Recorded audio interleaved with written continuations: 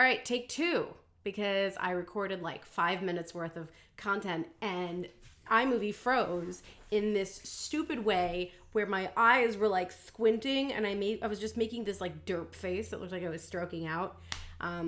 Anyway, let's try this again.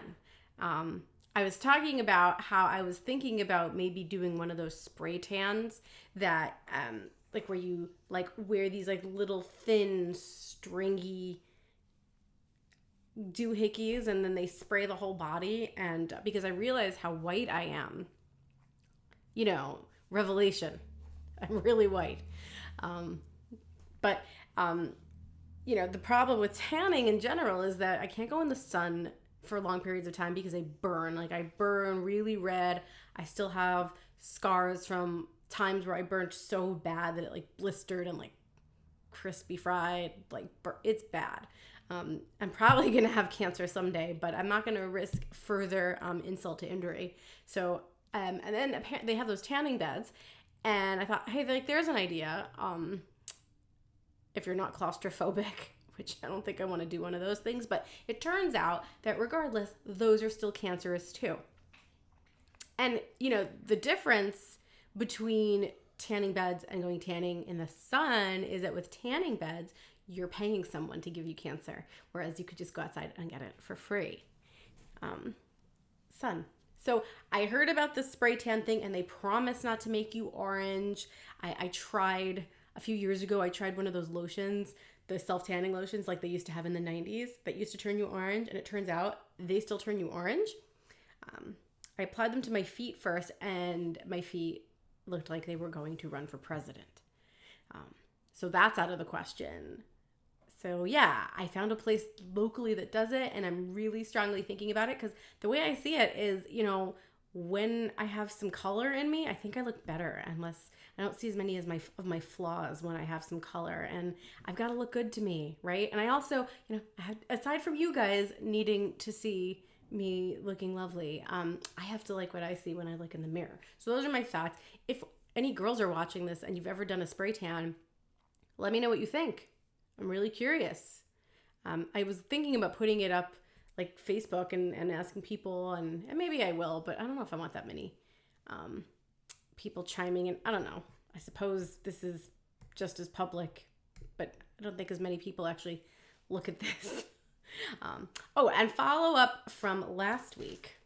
I went out and I bought a bunch of cherry flavored cigars. Like I said that I would. I was going to stock up, and I only have 2 left. I bought like 4.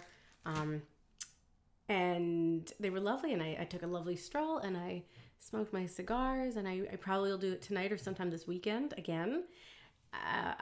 These, I only bought 4 because I went to a different cigar shop this time. It's a lovely cigar shop, but I usually go to another one where I buy a brand called Tatiana cherry flavored cigars, like the mini ones, and they're usually not that expensive. But when I went to this store, they were about $8 and change a cigar for a small cigar, and I thought that was a little much. And they don't even have like a little hole on top. Like you have to clip them or punch, or like get a punch for them. So that's, you know, the other ones just come like ready to smoke, nice and cheap. So that's my update on my cherry flavored cigars. And I'll continue to buy them, and you know, I haven't gotten any updates on that proposal in a while, and you know, so I haven't seen anything new on that. What else? Let's see. Another crazy week of work at the new job, but not bad actually. Getting kind of used to it, I have to say. You know, it is nice working from home. My dog definitely appreciates it. She just stares at me all day. She puts her head on the armchair next to me, and she just stares at me like this. And I look over, and but she's bored. She's bored to tears, and she's looking at me like, "Come on, let's go out. Let's take a walk." And she doesn't understand that I'm home because I'm making money to be able to, you know, buy her all the things. Oh, and it's her birthday this weekend. If you know Agnes the dog, her birthday is May 10th. So we're gonna get her a cake and a hat and make her pose for ridiculous photos like we did last year. So wish Agnes a happy birthday in the comments if you would, because I think she would really appreciate it. She can read, you know. Yeah. So, and let's see. I also looking into, just the future, and I'm in a weird place in my life right now. I worked really, really hard for many, many years. I went from an associate's degree program and busting my butt in that to my bachelor's degree doing that online. And I completed my bachelor's in 10 months, in case you didn't know. I did my associates in 4 years, or no, 5 years. It took me 5 years to do my associates because I had a little baby. And, but I killed myself doing it. And then it took me 10 months to do my bachelor's. And then I did my master's in 4 because I took the slow road because I was working full time. So I killed myself, with all this schooling. And I thought I chose the right path for me. And I'm not saying that I regret all of it, because the experiences that I had, for those of you who don't know, I am a midwife. I didn't say it before. I was sort of uncomfortable with putting that out there, just saying that I worked in women's health in general, but I was a midwife. Am a midwife. And a midwife is a professional who is experienced in OBGYN. So gynecological wellness, well woman visits, PAPs, STD screening and treatment, birth control, and then taking care of a pregnant woman delivering their babies, and then taking care of them postpartum as well. And I did that in a hospital setting, and I worked for a very high-risk practice, and the experiences that I had were unbelievable. The people I was fortunate enough to be allowed to deliver. I mean, I will never stop being grateful for those opportunities.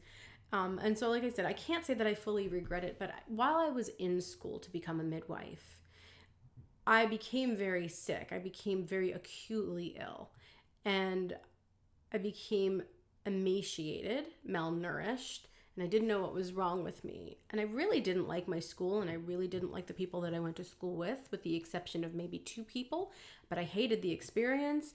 It was one of those we're with women club, but they really aren't with women. They just say that, but they, anyone that isn't like them, doesn't think like them, doesn't fall in line and doesn't fit in the peg, or rather isn't the peg that fits in the hole, they will thin you from the herd.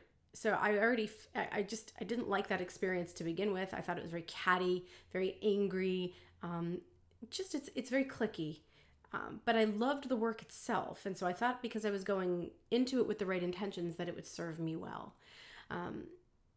But I became very sick from the stress. I lost 21 pounds in 6 months. I had to leave school for a year, get myself better. I mean, I looked fantastic because I had been a little overweight from all the school, but so skinny as a rail and looking amazing, but I was dying, and I couldn't even walk for a while, and I could barely eat, and my husband had to spoon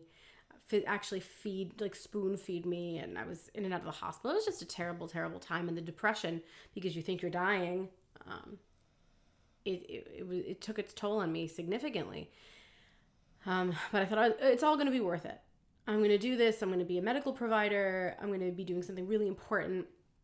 But my experiences as a midwife working professionally were just never that great.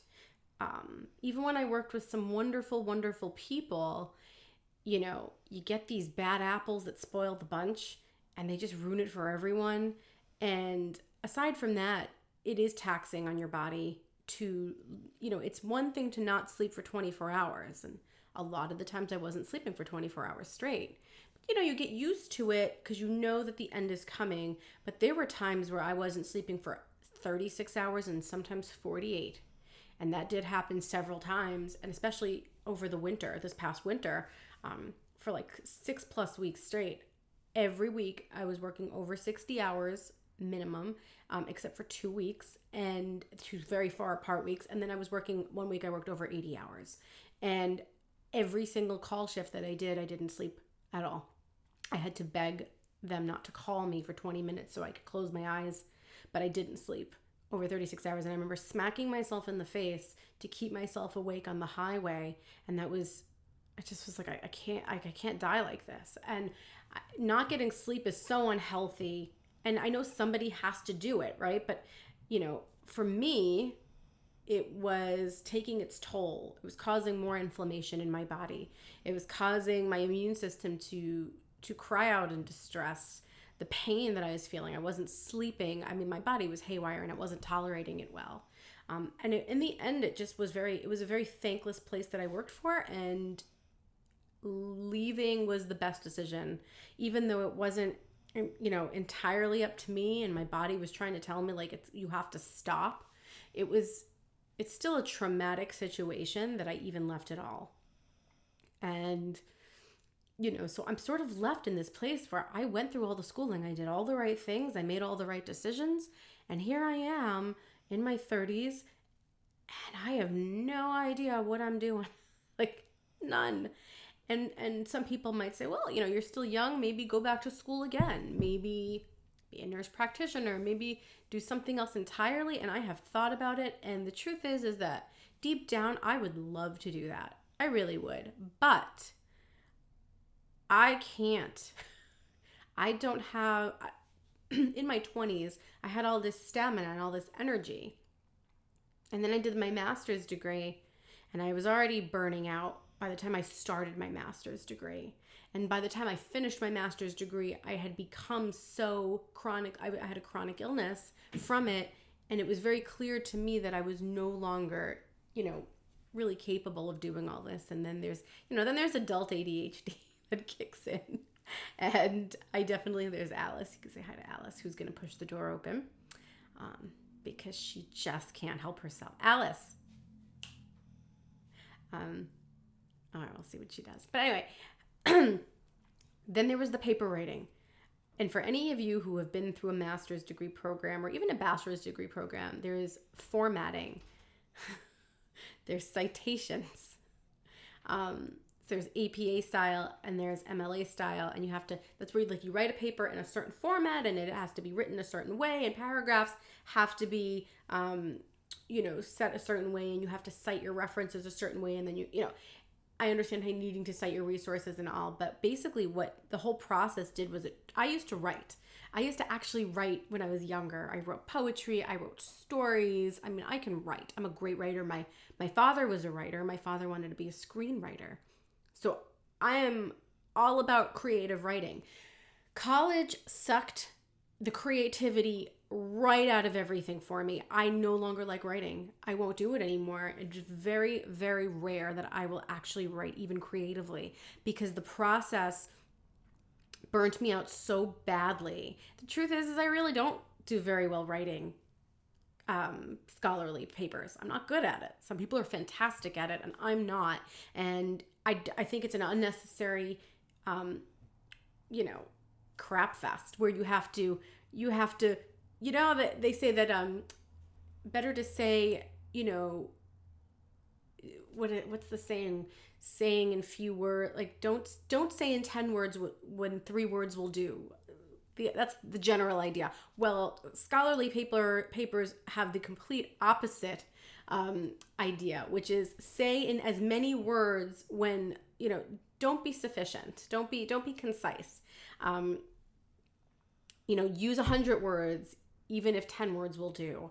And I find that to be so frustrating and unnecessary. And so you're just basically writing instead of don't, because you have a certain quota of words to meet, you will write do not to help lengthen your paper.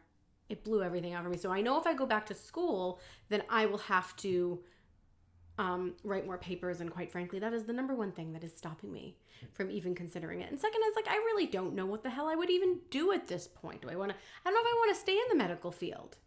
Right now I'm working in the medical field, but I'm working from home. And I'm very fortunate and, very grateful. But I have no idea. I am just lost right now. And and then there's still where do we want to live?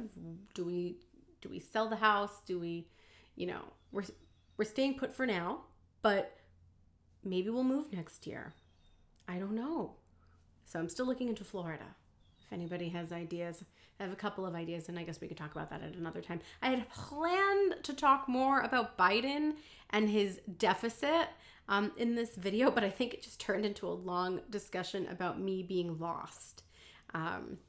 And I will say quickly, Biden is spending all this money that we don't have, and he's spending trillions and trillions of dollars, like money that hasn't been printed, and your children and your grandchildren will be paying for this. Nothing is free. College shouldn't be free. Not even 2 years, Dr. Jill Biden. No, because I'll say this very quickly, when college is free, it's no longer valuable. Okay, first of all, let's just get this straight. There's nothing free. Nothing is free. Someone is paying for it. It will not be the rich. It will not be the corporations. It will be you. You, middle class or poverty you will pay for this. It will not be the very rich. I promise you, it won't be.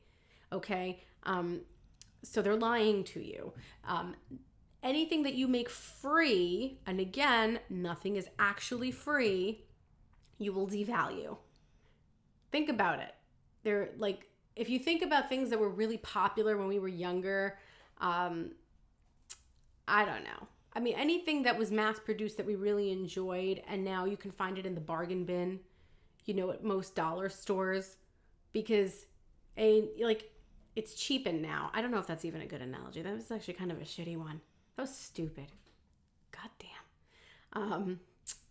The point is that, when you make something cheaper, obviously more people have access to it. It's not as valuable. Let's be honest. So your degree will be worthless. And it's already that an associate's degree is already relatively worthless. I mean, it gets you to be a cashier. So there's really no point. Take some AP classes in high school and then suck it up and just do yourself a favor. Don't go to Ivy League schools for your basic degree. Don't get your liberal arts degree from a $60,000 a year institution. Go to your community colleges, and they're much cheaper. I went to community college when I got my associate's degree, and I worked my way up to a wannabe Ivy League school. That was garbage, by the way. NYU is garbage. Anyhow, I think this rant has gone on long enough. I wasn't 100% sure what I wanted to talk about, but it turns out that when I open up my mouth, the floodgates open and just everything falls out. So, let me know what you think about spray tans. Wish Agnes a happy birthday. Let me know what you think about free college, free everything. And I will be back next week. I appreciate you watching. Like, share, subscribe, hit the notification bell. Really, I do appreciate all the views, but please like these videos because you're all watching for free and no one's hitting the like button, and I think that's kind of garbage. Okay? Pay the piper or something like that. Thanks for watching. I will see you next week. Happy Friday. I'm going to go smoke a cigar. Bye.